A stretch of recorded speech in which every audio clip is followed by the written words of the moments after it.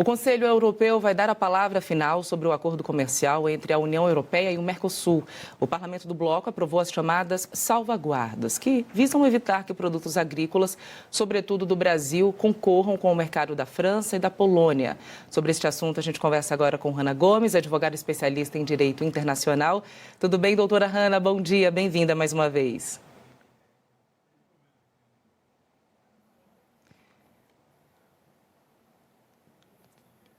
Não sei se a doutora já consegue nos ouvir. Doutora, tudo bem? Está me ouvindo? Escuto. Ah, perfeito, perfeito. Nós também já estamos te ouvindo.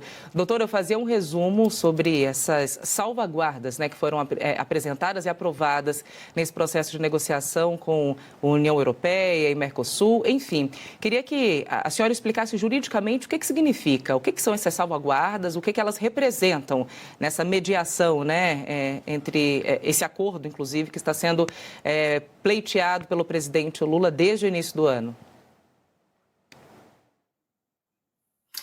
Essas salvaguardas, bom dia, Thalita, bom dia a todos que nos escutam, bom dia à equipe, muito obrigada pelo convite. Essas salvaguardas, elas são mecanismos de defesa comercial que permitem um freio nessa importação e exportação que está sendo pretendida aí nesse acordo de livre comércio entre os dois países, entre os dois blocos, né? A gente tem uma multiplicidade, são mais de 30 países, né? São 27 países lá na União Europeia e aqui no Brasil, Paraguai, Uruguai, Brasil e Argentina. Então, é uma multiplicidade de fatores em que cada país internamente produz, importa e exporta bilateralmente entre dois ou mais países, quiçá intercontinental. Então, quando a gente tem, por exemplo, o agronegócio brasileiro produzindo com uma taxa de agrotóxicos muito incidentes, fazendo com que a gente possa produzir mais e melhor, ao contrário do que a União Europeia, que não se utiliza, né, de muitos agrotóxicos defensivos agrícolas, tem uma maior vulnerabilidade das suas plantações, ela corre mais risco, sua produção é mais cara e, portanto, o seu negócio, né, o seu produto ficaria muito mais caro. Dessa forma, quando a gente tem uma troca de comércio livre, com uma baixa taxação em impostos, ou até mesmo uma isenção de impostos, o que é previsto, a gente pode ter um desequilíbrio nessa balança comercial, onde o cidadão europeu, por exemplo, vai preferir comprar produtos brasileiros ou argentinos que seriam mais baratos, por exemplo. Então, quando a gente tem essa possibilidade de desequilíbrio na balança, os europeus falar, opa, vamos colocar um freio aí. São essas salvaguardas, né? É um mecanismo de defesa comercial que permite que esses benefícios possam ser balanceados. É um freio que a América Latina não concordava, né? Porém, segundo alguns colegas mais próximos desse acordo, a gente percebe que é um aceite, a América Latina vai aceitar essas salvaguardas para dar andamento às negociações e não frear mais uma vez esse acordo, né? Porque a gente já tem aí mais de 25 anos de acordo em debates, né? Foi um acordo que foi proposto lá em 1999, aqui para o Brasil, na presidência do presidente Fernando Henrique Cardoso. Então, é um tratado internacional que se arrasta há muito tempo. A sua própria implementação é muito longa, né? Mesmo que se assine agora no sábado, na cúpula do Mercosul. A implementação pode levar de 15 a 20 anos, dizem os especialistas da economia, porque existiria uma transição, né? Não vai ser abrupta essa isenção de impostos ou redução de impostos, então essa transição também seria muito longa. É um acordo que mexe com vários setores da economia, dos governos, se trata de economia, de geopolítica, de política entre os países envolvidos, então é muito complexo, mas de toda forma muito salutar para todos os envolvidos.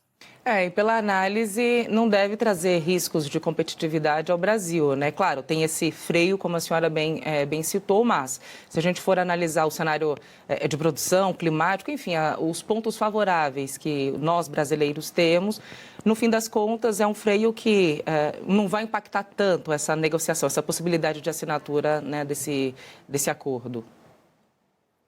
para o Brasil só tem benefícios, né? A gente tem um maior acesso ao mercado agrícola internacional lá da Europa, com cotas de exportação e importação reduzidas, preços mais acessíveis para a gente exportar, como a carne bovina, o nosso cafezinho, que é um ponto principal. A gente tem a Europa consumindo 98% do café lá brasileiro, né? O etanol, o açúcar. Então, a gente teria uma porta de exportação muito maior, né? Os nossos produtos são muito queridos no estrangeiro, no exterior. A gente teria redução nos custos de importação para o Brasil. De outra banda, isso significa uma baixa na nossa arrecadação alfandegária, né? Na aduana, na importação, trazendo produtos europeus. Mas a gente ganha de outro lado, com a atração de investimentos, com a possibilidade de importar maquinário, carros, eletroeletrônicos europeus de uma forma mais facilitada e mais barata, o que faria com que a gente própria, as nossas próprias indústrias se desenvolvessem. Não há uma resistência brasileira porque a gente tem muita incidência de investimento estrangeiro, capital estrangeiro nas nossas indústrias, nas nossas grandes empresas. Isso faz com que a gente não tenha resistência aqui no Brasil a esse acordo, nem às salvaguardas. Mas também faz com que a gente possa abrir as portas do mercado para aumentar ainda mais essas importações, elevar o nível dos produtos brasileiros para que atendam à satisfação do mercado europeu, do cidadão europeu, mas fazendo com que internamente o brasileiro também possa se beneficiar dessa melhor qualidade dos produtos, dessa melhor importação que a gente vai fazer também de produtos europeus. Agora, doutora Hanna, essas salvaguardas, elas são uma predisposição já incluída no direito internacional? Exemplo, né, elas fazem parte desse conjunto de regramento ou, neste momento, ela mexe também com algumas regras quando a gente avalia a Organização Mundial de Comércio? Quando a gente tem países, né, negociando para tratar de um acordo, para firmar um acordo entre si, é como se fosse um contrato entre duas pessoas, né? É possível negociar qualquer circunstância, qualquer cláusula, desde que não ofenda direitos fundamentais do outro país.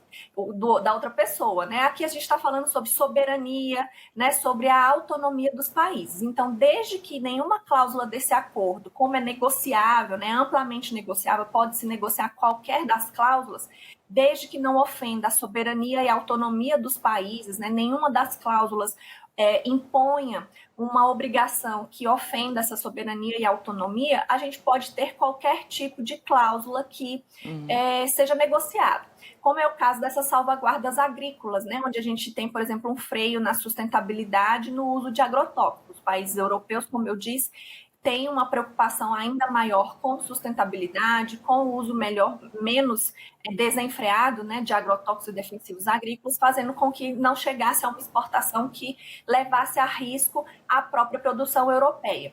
Então, essa salvaguarda, visando a proteção dos países europeus, como eu disse, a autonomia e a soberania, tem um lugar de posição forte na negociação, o que fez com que os países do Mercosul já divulgassem que aceitam as salvaguardas, né, sem nenhuma restrição, sem nenhuma oposição a elas, mas também, como eu disse, como é um processo de longo prazo, de longa implementação, isso também pode ser negociado futuramente, quando os europeus perceberem que, de fato, o Brasil e a América Latina, nas nossas produções, não querem ofender a produção europeia, como é o medo da Polônia, da Itália, da França, né? É para complementar a produção, até porque alguns produtos a gente produz de uma forma diferenciada. Por exemplo, a gente tem a soja, o feijão, que eles lá não têm. Então, seria uma mescla de produtos que não ofenderia o desenvolvimento agrícola, social, econômico de nenhum dos países.